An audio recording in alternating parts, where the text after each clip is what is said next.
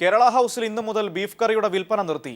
ഇന്നലെ ദില്ലി പോലീസ് നടത്തിയ റെയ്ഡിന്റെ പശ്ചാത്തലത്തിലാണ് ബീഫ് കറി നിർത്തലാക്കാൻ റെസിഡന്റ് കമ്മീഷണർ നിർദ്ദേശം നൽകിയത്. സംഘപരിവാർ അജണ്ട ദില്ലി കേരള ഹൗസിലും നടപ്പാവുകയാണ്. പശു ഇറച്ചി വിൽക്കുന്നുവെന്നാരോപിച്ച് വിശ്വ ഹിന്ദു പ്രവർത്തകർ നൽകിയ പരാതിയുടെ അടിസ്ഥാനത്തിൽ ദില്ലി പോലീസ് പരിശോധന നടത്തിയത് പരിഗണിച്ച് ബീഫ് വിഭവങ്ങൾ നൽകണ്ടെന്ന് അധികൃതർ തീരുമാനിച്ചു.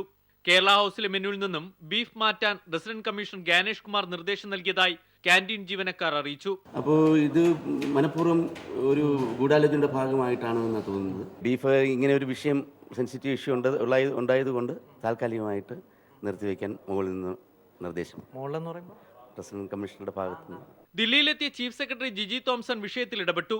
കേരള ഹൗസിൽ പോലീസ് കയറിയതിനെതിരെ ദില്ലി പോലീസ് അധികൃതർക്ക് രേഖാമൂലം പരാതി നൽകിയതായി ജിജി തോംസൺ അറിയിച്ചു.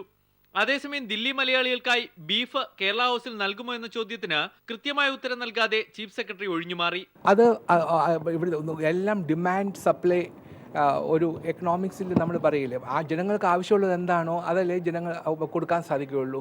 പിന്നെ നമ്മുടെ നിയമം എന്താണ് പറയുന്നത് നമ്മൾ നോക്കണം. ഇവിടെ നിയമം പിന്നെ പോത്തിറച്ചി കൊടുക്കുന്നതിന് നിയമം അതിന് വിരുദ്ധമല്ലെങ്കിൽ അത് കൊടുക്കുന്നതിൽ എന്താണ് തെറ്റ്? ദില്ലിയിലെ നിരവധി മലയാളി കടകളിൽ ബീഫ് ലഭിക്കുമ്പോഴാണ് കേരള ഹൗസിനെതിരെ ആസൂത്രിതമായ ആക്രമണമുണ്ടായത്. കേരള ഹൗസിൽ ബീഫ് വിഭവങ്ങൾ നൽകുന്നത് നിർത്തിയത് വൻ പ്രതിഷേധത്തിനാണ് ഇടയാക്കിയിരിക്കുന്നത്. തെറ്റായ പരാതി നൽകിയിട്ടാണ് ബീഫ് നിർത്തിയതെങ്കിലും ഇതിനെതിരെ ശക്തമായൊരു തീരുമാനമെടുക്കാൻ കേരള ഹൗസ് അധികൃതർക്ക് ഇതുവരെ കഴിഞ്ഞിട്ടില്ല. ദില്ലി കേരള ഹൗസിന് മുമ്പിൽ നിന്നും ക്യാമറമാൻ ശൈലേഷ് കലായിക്കൊപ്പം സന്തോഷ് സർലിംഗ്.